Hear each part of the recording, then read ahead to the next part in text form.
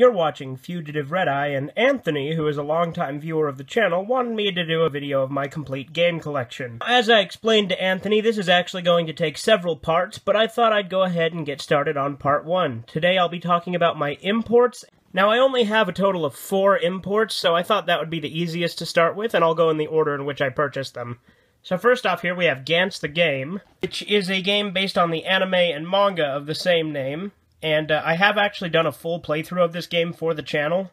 There is the disc itself, and there's the memory card that I use for it. I do have a few different PS2 memory cards. This has a few other games saved on it as well, but I mainly use it for Gantz.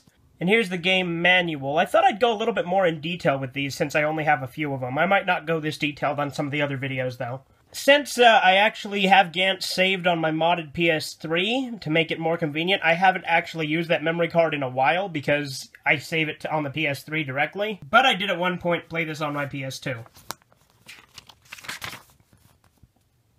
Here's some more of the manual, obviously. And, of course, more of the manual still.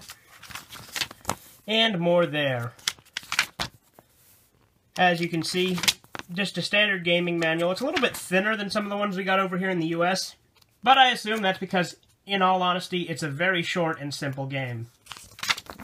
I mean, I beat the whole game in a total of like 3 hours. But yeah, there's some in-game screenshots. I will leave a link to the Gantz the Game playlist in the description below if you do want to play through it. I'll leave a link to a few different things related to each of these games. Next up, we have the Happy Disc, which I have done an unboxing of at one point, and I did do one video related to this, sort of. A weird Ape Escape video, that video is ripped directly from this disc. Now, unfortunately, this game does not play on my PS3 for some reason, even though it's modded. I'm assuming this is just one of few games that doesn't emulate very well.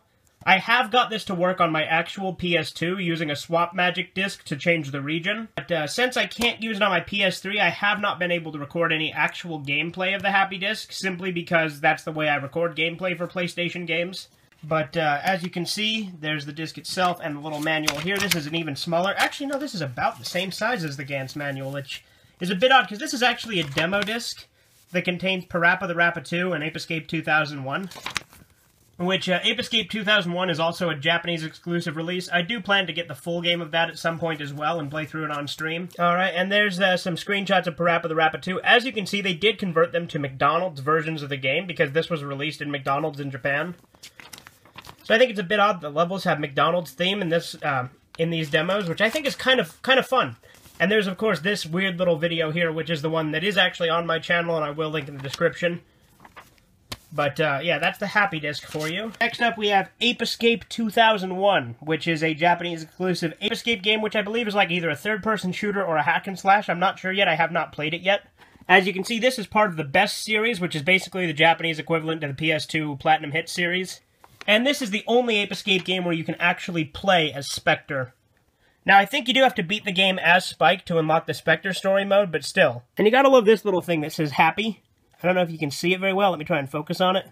Here we go. Happy. And there's the disc itself. As you can see, for a lot of these Japanese PS2 games, they have a very similar aesthetic with the disc design. And of course, here is more what I'd expect from a game manual. This is a big, thick manual like we're used to on PS2. So, I'm going to actually be streaming this game next time I stream. Now, I don't know if that stream's going to go up before or after I finish this video. Nevertheless, if the stream goes up after, I will still retroactively link the stream in the description after I do it. But yeah, as you can see, it looks pretty cool. And it has the Peepatrons in it, which I always thought were a fascinating concept. In fact, I think, if I'm not mistaken, the Spectre story mode involves a Peepatron Spectre, like a fake Spectre that you have to defeat. But yeah, this looks like a really interesting game, and I really do want to play it, and I have already installed and tested it on my PS3 as well. I've played most of these games on my actual PS2 as well, however, with this game and Devilman, which you're going to see in a second, I have never played them on an actual PS2. I play them on my modded PS3, which has been converted to play these, which I've explained a couple times, but I have to install them to it to make it work, so it emulates the games. But I always install them directly from the disc. Anyway, this is a much bigger manual, so I'm not going to go through the full thing, but you get the idea. Now there's Devilman the game, which is a PS1 game, and the rest have been PS2 games so far, obviously. Now this game, as I've mentioned before, is basically similar to things like Silent Hill or Resident Evil. It's got tank controls, and I've actually done one video of a playthrough of this. I have not uploaded it yet, but I will shortly. It may be up before this video. I honestly don't know what order I'm going to upload these in, so... Yeah, there's the disc art there. I don't think I showed the disc art very well in my DVD collection update, which I initially showcased this in. And, of course, there's this lovely artwork behind it of the Devilman TV version, which you can actually unlock if you beat the game with a C grade or higher, which I really hope I do. It's a hard game, though. It's very fucking hard. Alright, now I've got to just fight to get the manual out of this, because PS1 manuals are also the covers, so just a second on that. Okay, that was considerably easier than I thought it was going to be, but here we go. Contents. Oh, is there manga in this? Holy shit, there's manga in this! How cool is that? This is like the first couple chapters of the Devilman manga. I've actually read some of that too, it's really good, but okay, then there's just the characters. That's Akira, that's Ryu, that's Miki, that's Tare. See, I know my Devilman characters. That's, of course, the menus and stuff. Interesting thing about this game, all the menus are in English, so it's very helpful. And, of course, there's the controller layout. The controller layouts are not in English, not even in the game, but the menus are, as is the save function, so it's very useful on that.